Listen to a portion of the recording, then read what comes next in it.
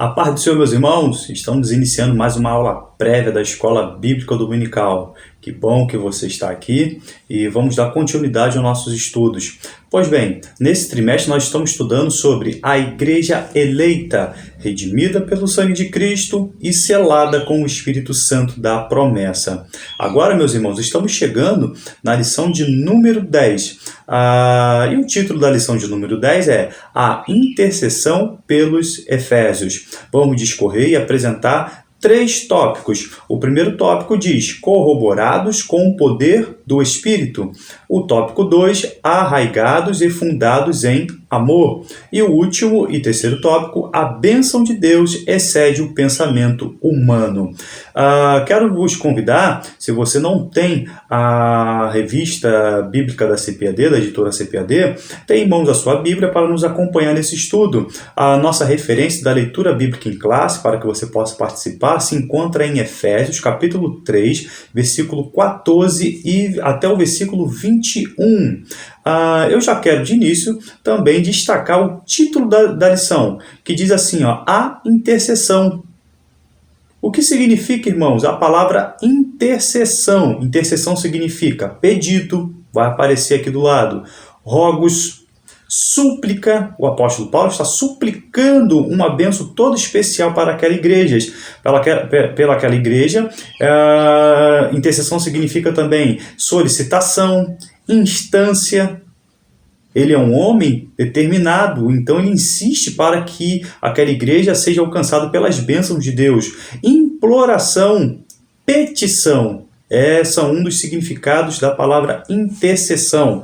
Pois bem, o texto áureo, ele se encontra em Efésios, capítulo 3, e nós fazemos uso de 2 versículos no texto áureo. São os versículo 14 e versículo 15. Diz assim, por causa disso, me ponho de joelhos.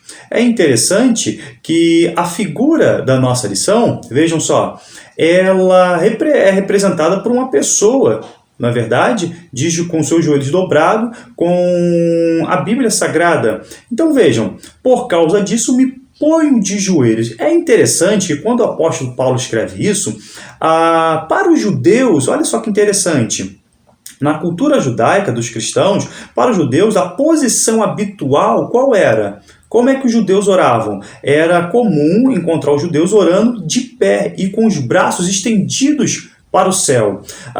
Mas o fato do apóstolo Paulo ajoelhar-se tem todo um diferencial, irmãos. Dá a entender a intensidade e a urgência da petição que ele está realizando. Ou seja, ele está se prostrando. Era a expressão de profunda emoção ou seriedade. Tamanha era a necessidade da petição que o apóstolo Paulo estava suplicando a Deus. E continuando no versículo, por causa disso me ponho de joelhos perante o Pai.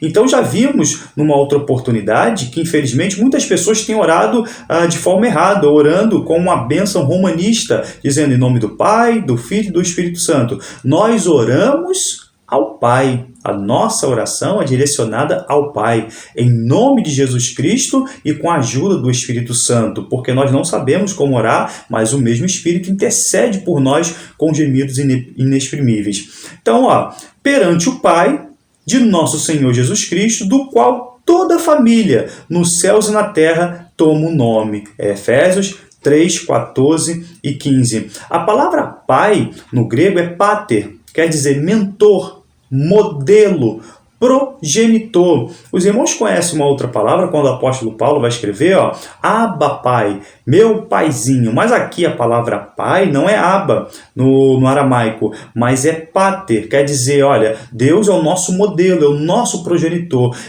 O apóstolo Paulo quer trazer uma ideia de que nós realmente pertencemos à família de Deus. Tanto é que ele continua, Pai de nosso Senhor Jesus Cristo, do qual toda a família, a palavra família aqui é pátria, descendente de pai. Então vejam, ele faz uma proximidade das duas palavras, um grupo de famílias, parente. Ele está mostrando que nós agora temos um grau de parentesco com Deus. Através de quem? Através da obra salvífica de Jesus Cristo. A verdade prática diz assim, devemos interceder pelos eleitos de Cristo para que eles sejam fortalecidos de poder, vivam em comunhão e exercitem o amor de Deus. Então vejam, devemos interceder pelos eleitos de Cristo para que eles sejam fortalecidos de poder. Então, a nossa oração não pode ser uma oração somente centralizada em nós. Nós temos que nos preocupar com as causas do outro. Nós temos que nos preocupar e estar atentos à necessidade dos nossos irmãos, interceder uns pelos outros. Não somente, infelizmente, orar por você mesmo. Está preocupado só com a sua necessidade, mas quando nós endereçamos a Deus orações em favor daqueles carentes, das pessoas necessitadas, olha, isso é bom diante de Deus. Então, devemos interceder pelos eleitos, por toda a igreja, e não somente por uma oração centralizadora, uma oração egocêntrica, tá? A introdução é interessante, ó. Nós vimos na aula passada que nós falamos sobre o mistério, certo? Após revelar o mistério oculto, e que mistério oculto era esse? Era a igreja do Senhor. E todas as dádivas nele contidas, foi Efésios capítulo 3, dos versículos 1 ao 13. Agora, dando sequência ao nosso estudo, Paulo sentiu a real necessidade de orar em favor da igreja de Cristo. É interessante, ó. Paulo, primeiro, ele estabeleceu um fundamento doutrinário.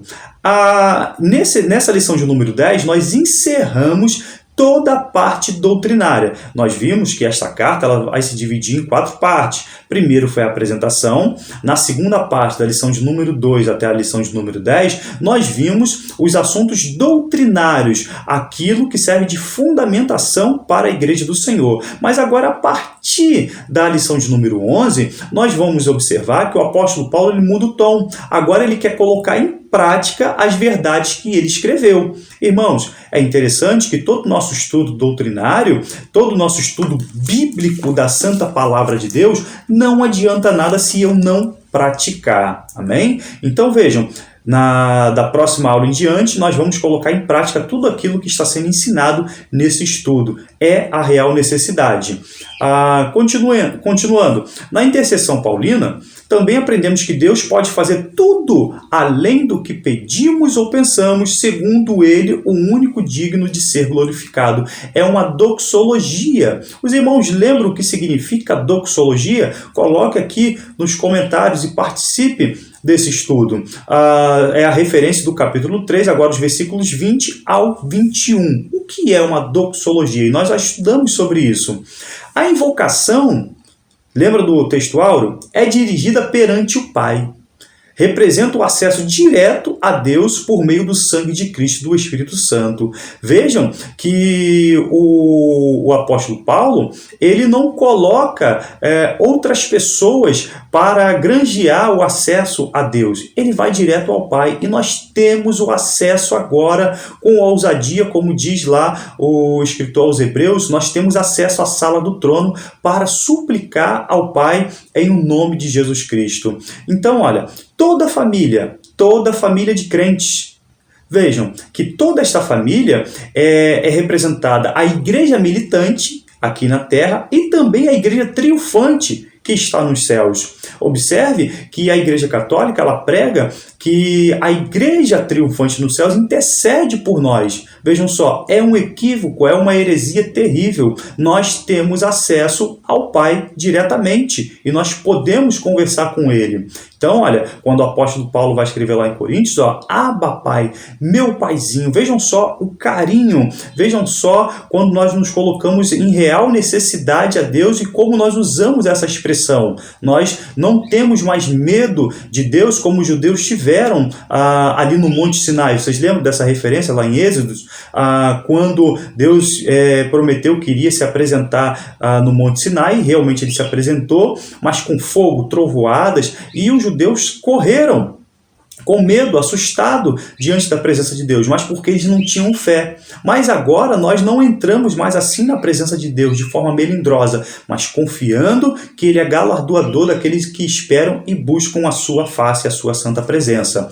Continuando, o tópico 1 diz assim, corroborados com o poder do Espírito. Eu quero te chamar a atenção para a palavra corroborados. O que significa isso? Quer dizer, fortalecidos com o poder do Espírito, fortificados com o poder do Espírito, robustecidos com o poder do Espírito ou ainda também revigorado. Esses são os significados da palavra corroborados. O apóstolo inicia sua oração ao Senhor com um pedido duplo. Qual é? O poder do Espírito no homem exterior. E daqui a pouco nós vamos falar do homem exterior e do homem interior. E a presença de Cristo nos corações dos crentes. São os versículos que correspondem aos versículos 16 e versículo 17.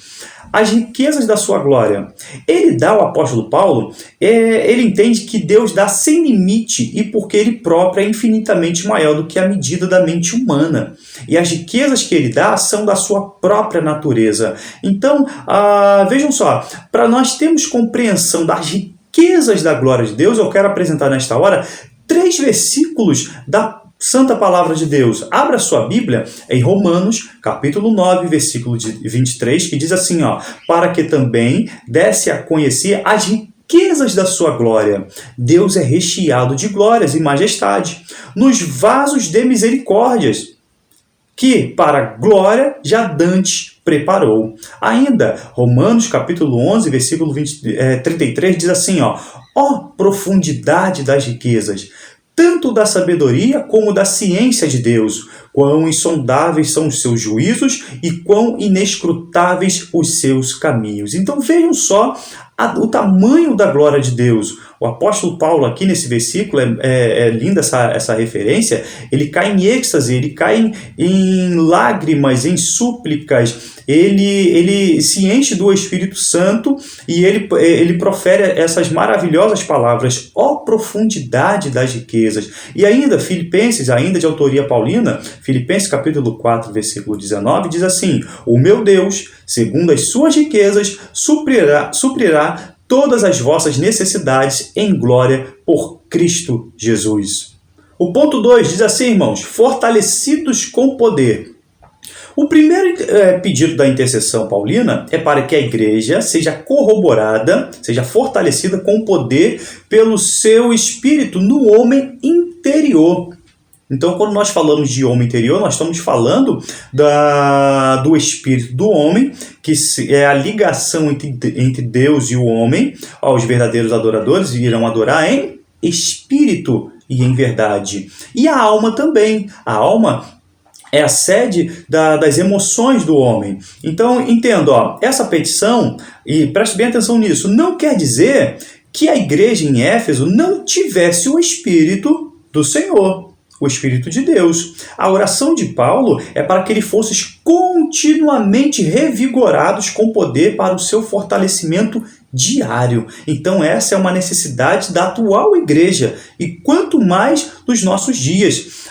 Eu quero agora, nesta hora, apresentar 2 teólogos e faço questão de apresentar ali o rosto deles.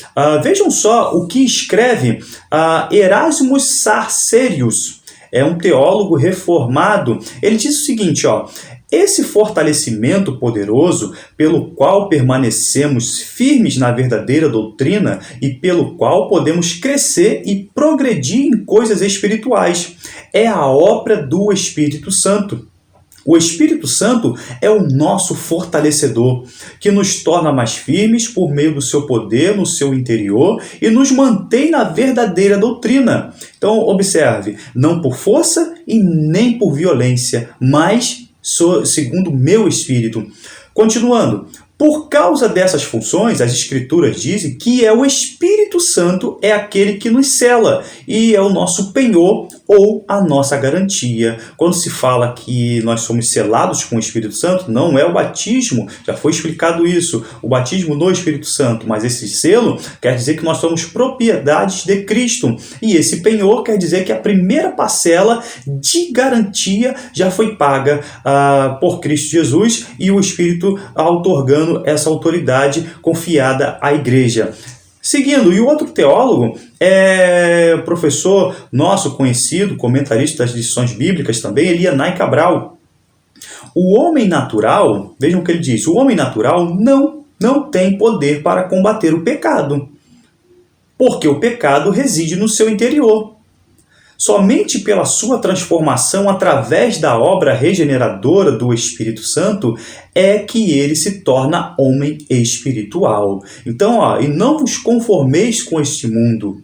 Paulo também vai escrever lá em Romanos capítulo 12, mas renovais, e este renovo vem da parte do Senhor. O homem se esforça, mas os nossos esforços são bem limitados. Então, por isso, o apóstolo Paulo está dizendo o seguinte, agora Cristo vive em mim, mostrando uma real dependência de que nós somos dependentes de Deus todos os dias. As duas naturezas, como eu disse anteriormente, quais são as duas naturezas do homem? Por isso, a necessidade de ser fortalecidos com o poder. Nós temos duas naturezas, a carnal, que é o homem exterior, e a espiritual, o homem interior. Veja também o que escreve o apóstolo Paulo em Romanos capítulo 7, versículo 22 e 23. Porque, segundo o homem interior, tenho prazer na lei de Deus. Agora o versículo 23. Mas vejo nos meus membros outra lei que batalha contra a lei do meu entendimento e me prende debaixo da lei do pecado que está nos meus membros. Então vejam que batalha terrível!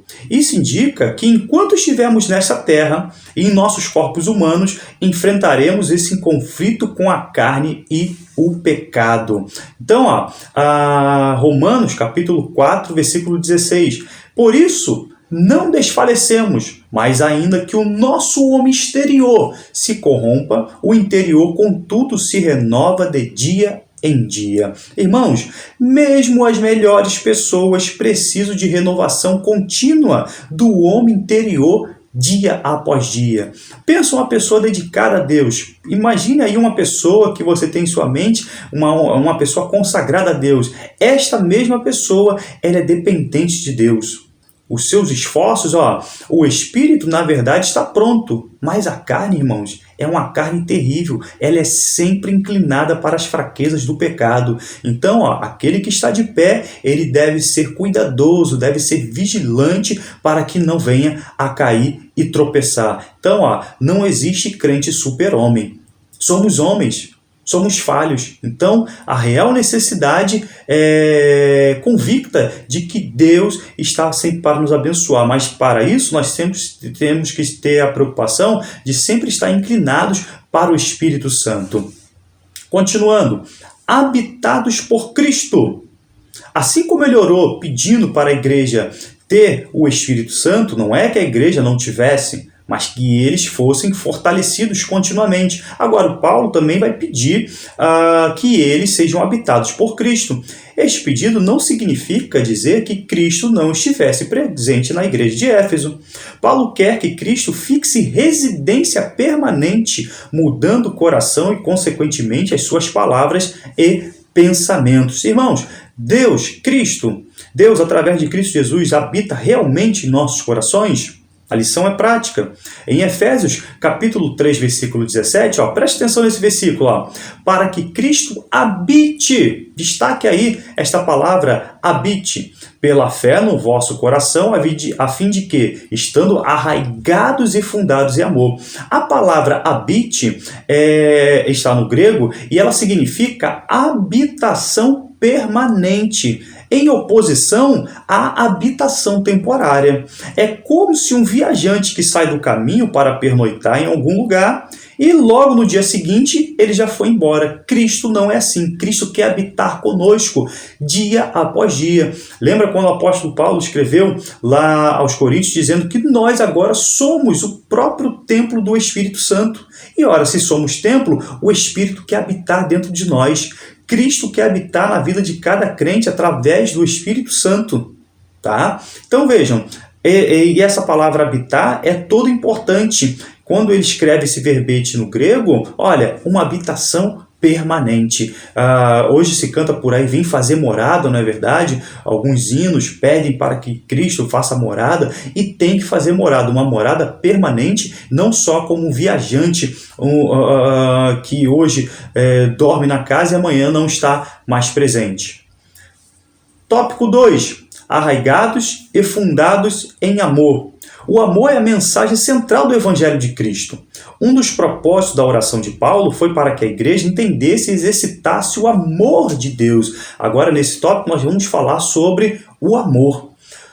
Ponto 1. O amor, a virtude cristã. A Bíblia, irmãos, não somente diz que Deus ama os homens, mas que ele é a própria essência do amor. Efésios capítulo 3, versículo 19, vai falar sobre o amor de Cristo e conhecer o amor de Cristo, que excede todo entendimento, para que sejais cheios de toda a plenitude de Deus. E o amor do Espírito. Romanos 15, versículo 30, diz assim: E rogo-vos, irmãos, por nosso Senhor Jesus Cristo e pelo amor do Espírito, que combatais comigo nas vossas orações por mim a Deus. Vocês viram este versículo? O amor do Espírito. E pelo amor do Espírito, o Espírito nos ama, o Espírito tem ciúme de nós. Nas cartas paulinas, a palavra amor, olha que interessante, é figura com proeminência. Ele aparece muitas vezes nos escritos paulinos. Aparece como no formato da palavra agape, que é amor. Ela aparece 75 vezes. Aparece também na palavra agapau, demonstrar amor, aparece 34 vezes. Aparece também agapetos, alguém que é amado. Aparece esta palavra 27 vezes. O apóstolo Paulo entendeu, irmãos, que o evangelho de Cristo está centrado no amor de Deus. E essa manifestação através da obra salvífica de Cristo Jesus em prol da humanidade. Agora, interessante, quando nós falamos de amor, hoje existe uma hipocrisia. E os irmãos vão entender. Quanto ao amor, se cobra muito das pessoas para que se amem, mas quando se cobra a questão do amor, de se viver o amor, ela tem que ser uma via de mão dupla, não somente em um único sentido. Quer dizer, eu vou cobrar que os irmãos amem uns aos outros, mas eu mesmo não presto atenção nisso. Então vejam, podemos sim fazer uso desta palavra de evidenciar, de cobrar mais amor, de ter o amor fraternal, o amor ágape, de amar a Deus, mas isso também tem que partir daquele que está pedindo, suplicando este amor. 2. Arraigados e fundados em amor. Compara os santos a uma árvore bem enraizada em uma casa bem alicerçada. Então vejam, está enraizados em amor, sinaliza raízes que se aprofundam no solo. E a outra comparação é está fundado em amor, assemelha-se a um edifício com poderosos alicerces estabelecidos sobre sólidas rochas. Vejam só que sinônimos maravilhosos. Depois, agora interessante, nós já vimos na aulas anteriores, que o apóstolo Paulo destaca o amor que a igreja de Éfeso tinha. Era uma igreja amorosa. Agora o apóstolo Paulo, ele é profeta, ele está preocupado, está orando, suplicando de joelhos para que aquela igreja fosse enraizada em amor, fosse fundada em amor. Mas vejam o que acontece, o que é cobrada lá em Apocalipse, capítulo 2, versículo 4. Eles perderam o primeiro amor. Eles deixaram o primeiro amor. Apocalipse 2,4 diz assim, tenho, porém, contra ti que deixaste a tua primeira caridade, numa versão corrigida, ou deixaste o teu primeiro amor. Irmãos, eles começaram bem a sua caminhada. Depois o apóstolo Paulo viu a importância de orar, de sempre estar suplicando, pedindo a Deus as bênçãos espirituais para as nossas vidas. Não é nada demais. E foi justamente isso que aconteceu. Eles perdem. E o próprio Cristo vê que eles têm doutrina, não aceita os falsos apóstolos, é uma igreja que tem palavra, mas não tem amor. É um problema muito sério. E Deus, Cristo, estava cobrando aquela igreja. Agora, abra sua Bíblia no versículo 18 deste capítulo 3. Poderdes perfeitamente compreender. Olha só, nós temos que compreender as coisas de Deus. E essa palavra compreender, irmãos, ela significa literalmente agarrar, prender, apoderar-se. Nós temos que nos agarrar às coisas de Deus. Com todos os santos, vejam só, essa compreensão Não é só para mim, não é só para o professor, não é só para o pastor, mas ele pede para que esta compreensão seja para todos os santos. Vejam só, então essa ideia de eu ser uma igreja isolada, como os pregam aí muitos desigrejados, não, ó. Vejam só a comunhão com todos os santos. É importante destacar isso. Essa compreensão é com toda a igreja, é para toda a igreja. Paulo está pedindo para que nós venhamos compreender com todos os santos qual seja a largura. Ou seja, Paulo está mostrando que Cristo é suficientemente largo para abranger toda a humanidade. Ele pede também para que nós venhamos compreender com todos os santos qual seja o cumprimento. Qual o cumprimento deste amor de Deus? Que serve para durar por toda a eternidade. É o cumprimento do amor de Cristo. Pede também para que nós entendamos qual é a altura, ou seja, este amor é suficientemente alto para nos levar ao céu. E ainda profundo, suficientemente profundo para alcançar o pecador mais miserável, degradado. Vejam só, irmãos, as 4 bênçãos, ó, nós temos que compreender a largura, o comprimento e a altura e a profundidade de Deus. 3. A intensidade do amor de Cristo. O apóstolo sabe que o esforço humano não pode atingir essa meta. Por isso, ele acrescenta na oração para que os crentes sejam cheios de toda a plenitude de Deus. Veja o versículo 19. E conhecer o amor de Cristo, que excede todo entendimento, para que sejais cheios de toda a plenitude de Deus. E o último tópico, irmãos. A bênção de Deus excede o pensamento humano. Esta audaciosa intercessão em favor da igreja, o apóstolo ensina que Deus é capaz de fazer muito além do que pedimos e que o eterno deve ser glorificado para sempre. Que Deus em Cristo nos abençoe. Se Deus permitir, até a próxima aula. Amém.